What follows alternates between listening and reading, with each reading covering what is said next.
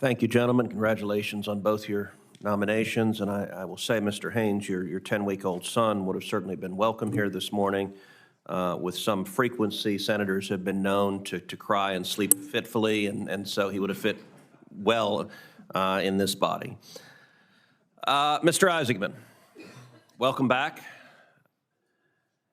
As you know, NASA's human spaceflight program, and its Artemis in particular, is critical to maintaining U.S. leadership in space.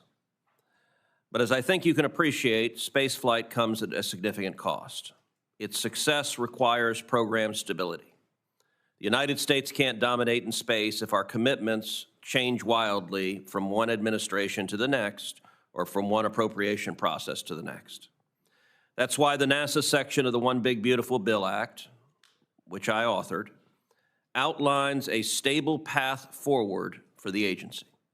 It gives clear guidance on the Artemis moon mission.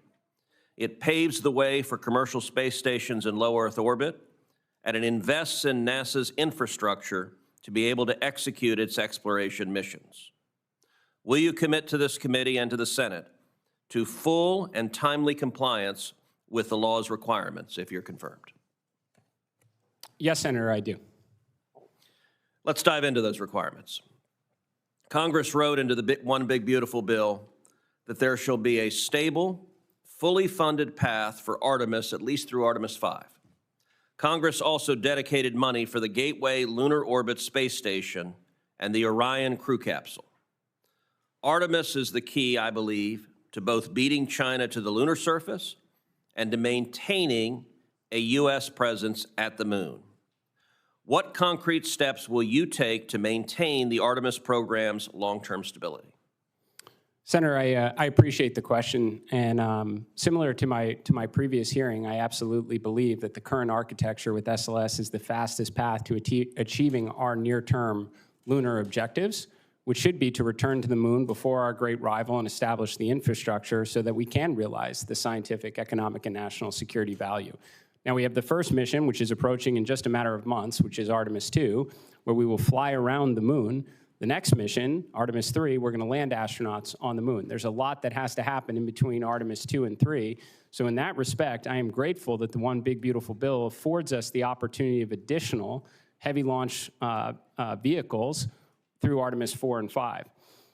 Now, in order for, with respect to the continuity of the mission, Senator, in order for us to actually land the astronauts on the moon, it will mean that one, or ideally two, commercial partners will have pioneered reusable heavy launch lift capabilities and orbital propellant transfer to get the lander to the lunar environment. And when we see American astronauts walk on the moon again, it means one or both of them were successful. So in doing so, after completing the Artemis 5 mission, which is already contemplated in the One Big Beautiful Bill, we should have numerous options available to us to have routine and affordable missions to the lunar surface for continuity beyond Artemis 5. It's also part of U.S. law that it is American policy to have sustained human habitation either on the moon or in cislunar orbit. Do you agree with that objective, and do you commit to doing everything humanly possible to achieving it? I do, Senator. I think the President of the United States would be very excited to see a lunar base. And I will say, just a minute ago, you talked about competing providers. I want to be very clear. I have no particular interest in one provider versus another. My interest is in making sure the objective is achieved. And at times, some have suggested that the objective of going to the moon and the objective of going to Mars are in tension. I don't believe they're in tension. I believe both are critical. America will be the first to land on Mars. That is critically important. That is written into law, and I was proud to author that provision in law. But I also think at the same time we cannot lose the moon and lose the race to the moon to China. Do you agree that both are critical priorities?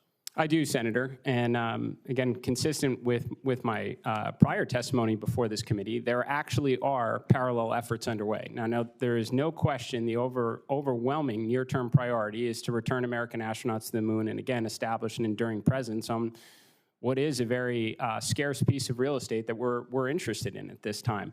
But as I mentioned before, in order for those American astronauts to step foot off a lander onto the lunar surface, it means one or both, and actually potentially many more commercial providers will have pioneered reusable heavy lift launch capabilities and on-orbit prop transfer, which is the same capability, really the next giant leap capability that America needs for missions to the moon, Mars, and beyond.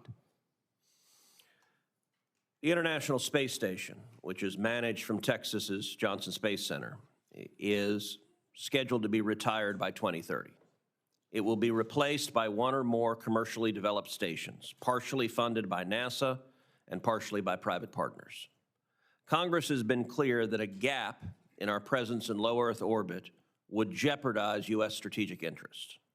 Will you commit to guaranteeing a continuous human presence in low Earth orbit and a continuous American presence during your tenure, and to ensure that there is no gap between the retirement of the ISS and the transition to commercial LEO destinations?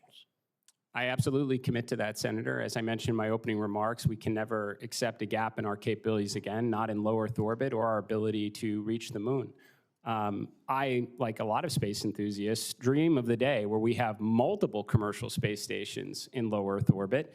But I think in order for that to be a financially viable model, we have to absolutely maximize the remaining life of the International Space Station, get the highest potential science and research to the space station to crack the code on the orbital economy to give all these commercial space stations a fighting chance. Thank you.